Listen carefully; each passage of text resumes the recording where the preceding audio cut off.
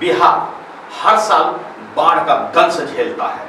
बिहार हर साल हजारों लाखों करोड़ों का नुकसान भी झेलता है।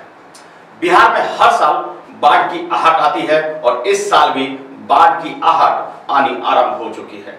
बता दें आपको कि बिहार की सभी नदियां, बूढ़ी गंडक हो, कोसी हो, गंगा हो, बागमती हो, कमला हो, सब में नदियां उफान पर है। किनारे बसे लोगों के घर और परिवार दहशत में हैं।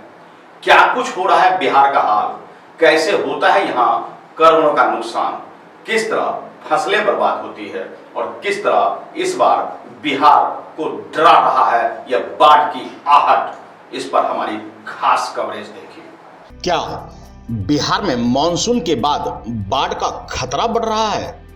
आपको बता दें कि बिहार के लिए आफत बन गई है नेपाल की बारिश, और बिहार में अक्सर नेपाल की बारिश से बहकर आई पानी निश्चित रूप से तबाही मचाती रही है। इतिहास है इसका। नेपाल के कैचमेंट एरिया में लगातार हो रही बारिश बिहार के लिए आफत बनती जा रही है। नेपाल में हुई बारिश की वजह से मुजफ्फरपुर जिले से गुजरने वाली बूढ़ी गंडक, बागमती, लखनदेई सहित सभी प्रमुख नदियों के जलस्तर में बेतहाशा वृद्धि हुई है। आपको बता दें कि सभी प्रमुख नदियों का जलस्तर खतरे के निशान से नीचे है, लेकिन नदी के जलस्तर बढ़ने से लोगों में भय का माहौल है। बता दें कि नेपाल में जब बारिश बेतहाशा होने लगती है तो पहाड़ी और तराई क्षेत्र होने की वजह से उस बारिश की पानी का बहाव सीधा बिहार में घुसता है, विभिन्न बांधों से बिहार में आता है, और फिर आपको पता होगा कोसी हो या फिर गंडक, पानी का उफान और फिर वह बाढ़ का विकराल रूप, और फिर उसमें त्रस्त होती जिंदगी। अक्सर हमने आपको खबरों में दिखाया है। 13 जून तक मुख्यमंत्री नीतीश कुमार ने निर्देश दिया था कि तटबंधों की मरम्मत करा ली जाए, लेकिन समय बीतने के बावजूद बांधों की मरम्मत नहीं हुई।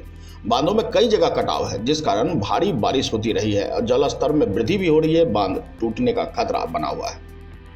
आपको बता दें कि अधिकारी अगर इस बात को ध्यान से नहीं लिया तो निश्चित रूप से जान माल की हानि हो सकती है। बहरहाल तमाम बांधों की उचित मरम्मत बेहद आवश्यक है। विकराल रूप लेता जा रहा है बारिश और उससे उत्पन्न बाढ़ का खतरा। कटाई के क्षेत्रों में पर्याप्त रोक लगना अनिवार्य है।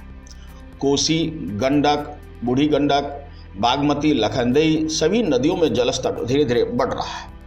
ऐसे में जरूरी है कि इन पर ध्यान दिया जाए, क्योंकि बिहार बाढ़ग्रस्त राज्य है।